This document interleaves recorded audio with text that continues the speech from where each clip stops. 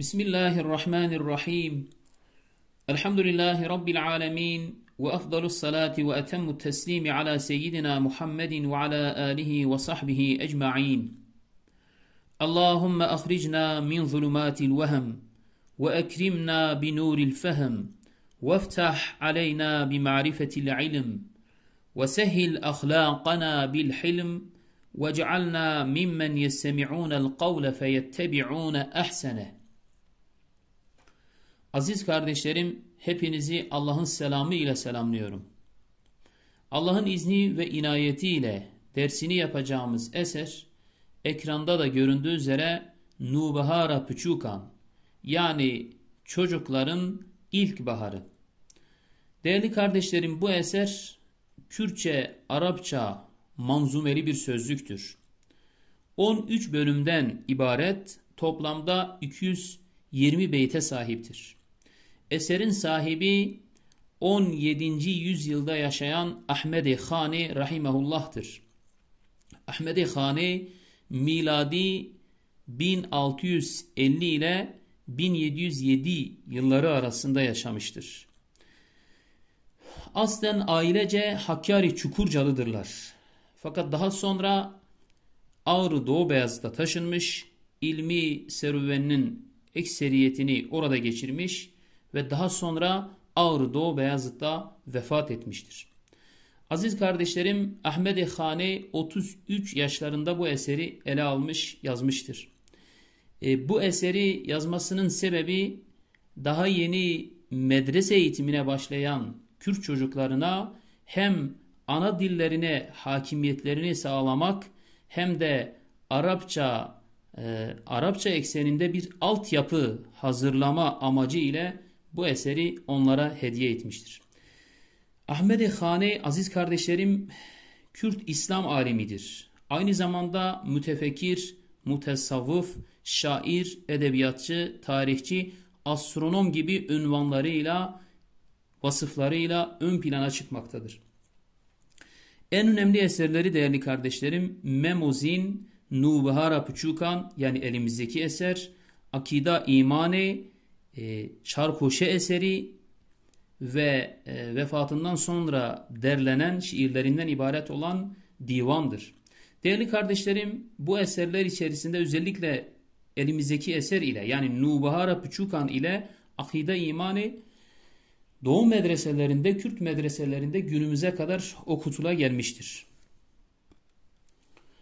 Kardeşlerim, Ahmed-i Khani rahimahullah kitabının girişinde, yani başlangıç bölümünde hamd, salat getirdikten sonra kitabı niçin yazdığını, kimler için yazdığını dile getiriyor. Kitabın ikinci bölümünde, aslında birinci bölümü sayılacak olan kısımda ise sözlük kısmına çok girmeden orada da böyle itikadi olarak önem arz eden bir iki meseleye değindikten sonra asıl sözlük kısmı ikinci bölümden ibaret başlayacaktır. Rabbim hepinizi bu niyet ve amaç doğrultusunda muvaffak eylesin. Nubahara Püçukan. Bismillahirrahmanirrahim. Mebde-i her ilmeki nav-i alim. Değerli kardeşlerim, her ilmin başı Allah'ın alim ismidir. Yani her ilim ile Allah'ın alim ismi ile başlıyoruz. Allah'ın her şeyi bilen, bilgisiyle bütün her şeyi kuşatan alim ismi ile ilme başlıyoruz. Öncelikle aziz kardeşlerim, ben ibareyi okuyayım, yani metinleri okuyayım, daha sonra anlamlarını vereyim. Hamdu senâ'u şükrani jibo vi Halık-ı Rahmani ko fesahatu beyan daye lisane lisan daye insane hindi salavatan hami li Resul-i mey ümmi ko bune peyrev dwi Arabu acemu kurmancu Rumi jipaş hamdu salavatan ev çend kelimene ji lugatan. Burayı açıkladıktan sonra karşı tarafı da aynı şekilde inşallah unutmazsak önce okuyup daha sonra anlatmaya çalışacağız. Hamdu senâ-u şükrani.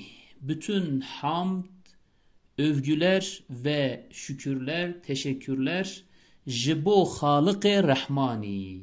Merhametli olan, esirgeyen yaratıcıya mahsustur. Halık yaratıcı, her şeyin halıkı olan, Rahmani ise rahmetiyle herkesi, bütün canlıları esirgeyen, merhamet sahibi, rahmet sahibi ve yaratıcı olan Allah'a mahsustur. Neyler? Hamd, sena-u şükrani ve şükürler, teşekkürler. Ku fesahatu beyan daye lisani.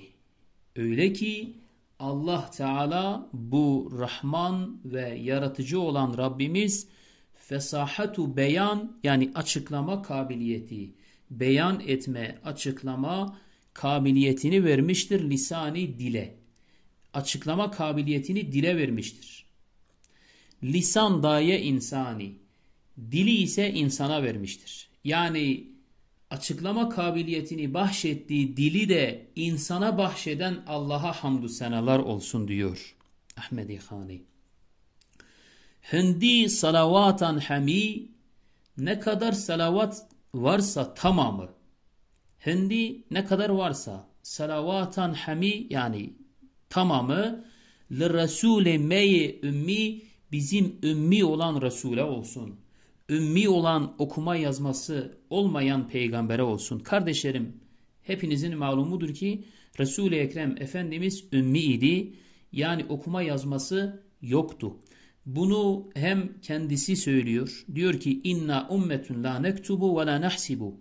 Bizler yazamayan, hesap yapamayan, yani okuma yazması olmayan bir toplumuz diyordu Resul-i Ekrem. Ve yine ayet-i kerimede de Allah Celle ve Ala, sen Kur'an'dan önce, vahiyden önce ne okuyabiliyordun ne de yazıp çizebiliyordun diyor. Dolayısıyla Efendimiz ümmidir. Bunun hikmetini yine Yüce Rabbimiz ayet-i kerimenin devamında İzellertabel mubtilun. O zaman kafirler, inkarcılar senin peygamberliğinde şüphe edeceklerdi. Yani eğer ki Muhammed Mustafa ümmi değil de okuma yazması olan biri olsaydı, Yüce Rabbimiz diyor, o zaman müşrikler, kafirler, inkarcılar onun peygamberliğinde şüphe edeceklerdi ve Muhammed bunları başka kaynaklardan elde etmiş, başka birilerinden öğrenmiş ya da başka eserlerden yazıp getirip bizlere vahiy olarak dayatıyor diyeceklerdi, şüphe edeceklerdi.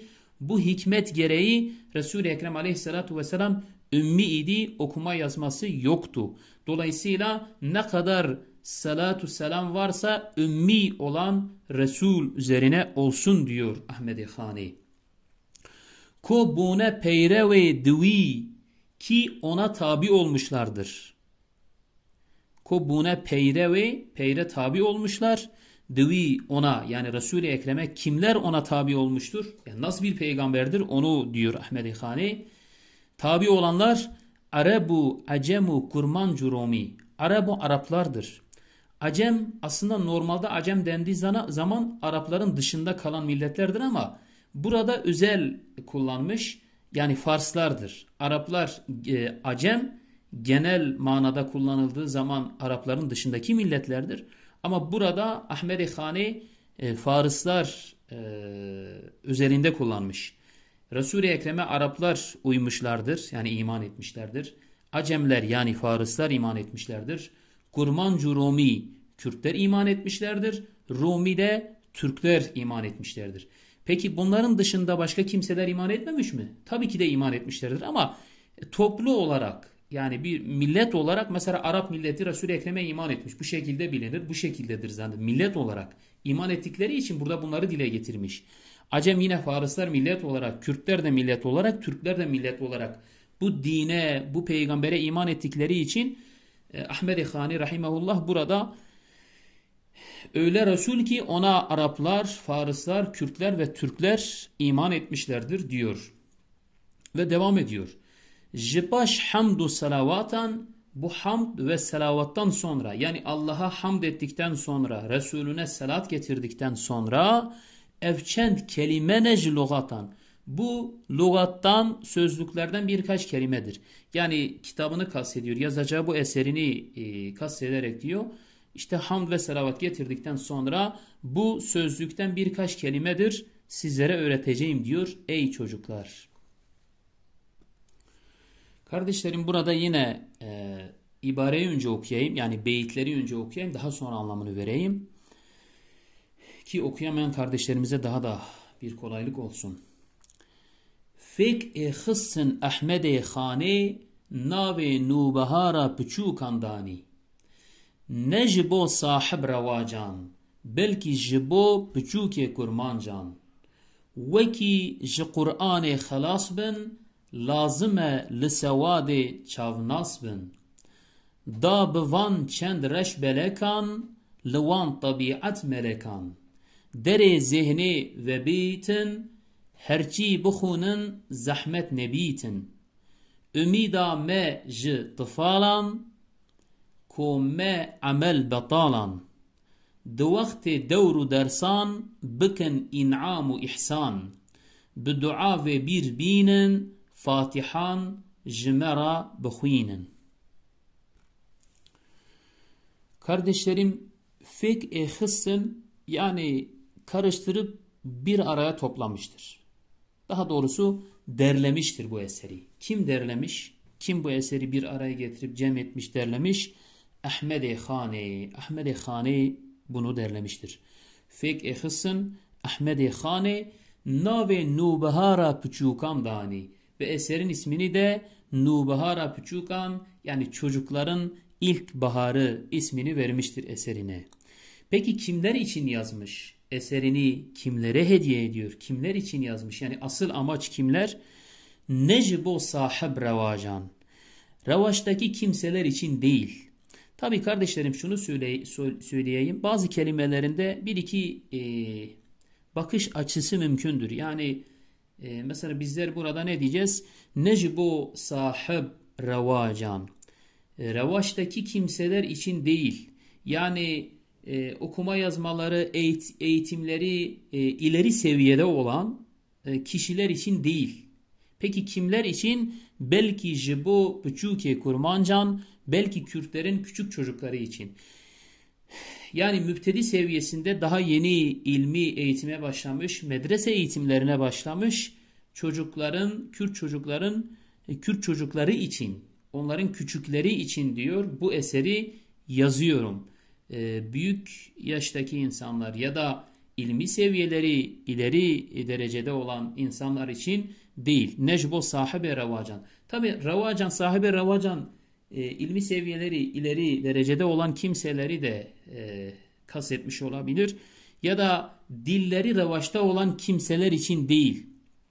Yani dilleri revaçta kimseler dediğimiz şöyle, dilleri daha resmi bir statü kazanmış. Mesela Araplar, Farslar gibi, o gibi insanlar için değil. Çünkü onların belki buna ihtiyacı olmaz.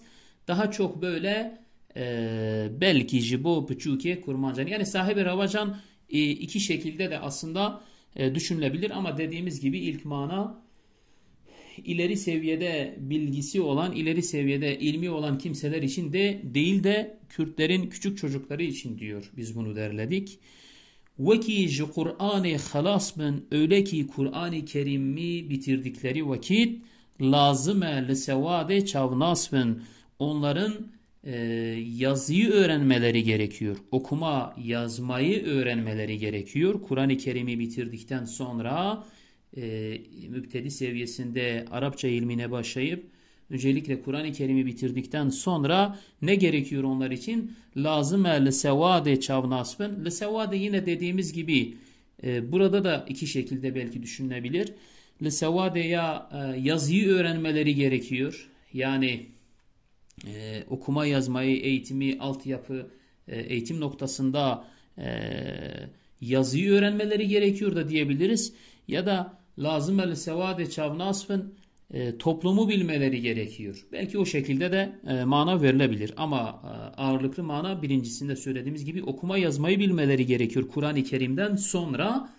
Ve dolayısıyla da bıvan çendreş belekan ta ki öyle ki bu siyah beyaz satırlarına yani yazdığı beytlere siyah beyaz diyor. Niye siyah beyaz diyor? Mürekkep siyah yani satırların kendileri siyah mürekkepten olduğu için siyah, siyah, berek de beyaz. Dolayısıyla sayfanın kendisi de beyaz olunca beyaz sayfaların üzerinde yazılan siyah satırlarla ta da bıvan çendreş belekan ta ki bu beyaz sahifeler üzerinden yazılmış siyah satırlarla öğrensinler yani. Onlar için yazdık ki bunlarla okuma yazmayı öğrensinler, istifade etsinler. Levan tabiat melekan, levan tabiat melekan o melek tabiatlı çocuklar için.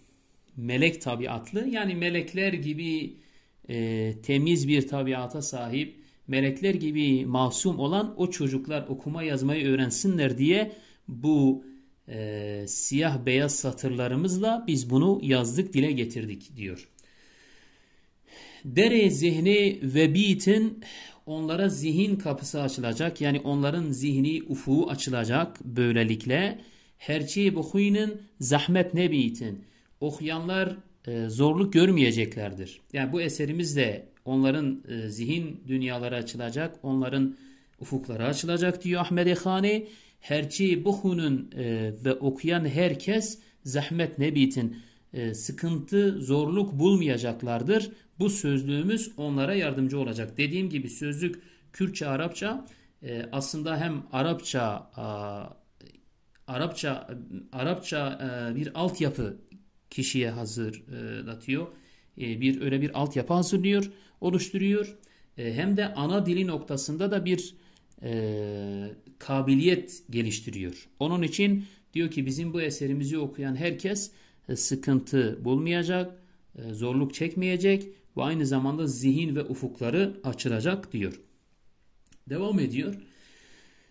Ümidamej tıfalan bizim çocuklardan ümidimiz, beklentimiz. Ko meh amel betalan ki bizler amelsiz, ameli geçersiz olmuş kimseleriz diyor. Yani biz tabi burada tevazu da yapmış olabilir. Ya biz ameli artık amelsiz kimseler, ameli işe yaramaz kimseleriz. Bu şekilde tevazu da yapmış olabilir. Ya da biz çocuklardan ümit varız, umut ediyoruz ki bizler ameli geçersiz olacak kimseleri. Çünkü insanoğlu öldükten sonra, vefat ettikten sonra artık amel defteri kapanacak. Geriye ne kalıyor? İlmi bir hizmet eğer bırakmışsa ki Ahmed Khani de bu noktada icraatta bulunmuş. O hizmet devreye girecek. Onun için diyor ki bizim çocuklardan beklentimiz ki bizler artık ameli geçersiz olacak kimseleriz. Duvakte devru dersan derslerini okuyup tekrar ettikleri vakit. Şimdi devr dersleri tekrar etmektir. Yani önceki dersleri daha doğrusu gözden geçirmektir. 1, 2, 3, 5 defa derslerini okudukları zaman devr tekrardır. Ders de gündelik derslerini okumalarıdır. Yani derslerini okuyup tekrar ettikleri vakit bıkın in'amu ihsan. Onlar ne yapacaklar? İn'amda bulunacaklar, ihsanda bulunacaklar. Yani iyilikte bulunsunlar, güzellikte bulunsunlar, iyi amellerde bulunsunlar, salih amel işleyen kimseler olsunlar. Aslında Ahmed Khani çocuklardan ümidimiz budur. Yani bu eserleri yazarak, bu hizmetleri sunarak onların ders okuyup tekrar ettiklerinde iyilikte bulunmaları ve bu ilimleriyle aslında amel-i salihte bulunup iyi işlerde bulunmalarını ümit ederiz diyor. Ve bu in'am-ı ihsan dediğim gibi belki farklı bu şu şekilde de düşünebiliriz. Biz bu eseri yazdık bu çocuklara. Bu çocuklar derslerini, tekrarlarını yapsınlar ve bakın in'am-ı ihsan iyilikte bulunsunlar, güzellikte bulunsunlar. Nasıl? Yani bu son beyte bağlayabiliriz bu şekilde. Bu dua ve bir binin ki bizi dualarla ansınlar, bizi dualarla hatırlasınlar. Yani bize dua ederek iyilikte bulunsunlar. Bunu da demiş olabilir. Fatihan jimera bukhinin ve bizlere Fatiha okusunlar diyor. Bu evlatlarımız, bu çocuklarımız yapmış olduğumuz bu hizmetlerle bizlere dua edip ansınlar ve bizlere diyor Fatiha okusunlar. Bizler de şimdi Ahmed-i Hane'nin ruhuna ve diğer evliya, sulaha, enbiyanın ruhuna Fatiha okuyacağız ve böylelikle birinci dersimizi, daha doğrusu birinci konu değildi bu, kitabın girişiydi. Birinci konu bir sonraki derse olacak. Rabbimiz ikinci derse, yine asıl birinci konu olan ikinci dersimizde buluşmayı nasip eylesin hayır ile. لروح الأنبياء والصلحاء والشهداء وخصوصا لروح أحمد خاني رحمهم الله. الفاتحة. بسم الله الرحمن الرحيم. الحمد لله رب العالمين الرحمن الرحيم مالك يوم الدين إياك نعبد وإياك نستعين اهدنا الصراط المستقيم صراط الذين أنعمت عليهم غير المغضوب عليهم ولا الضالين آمين.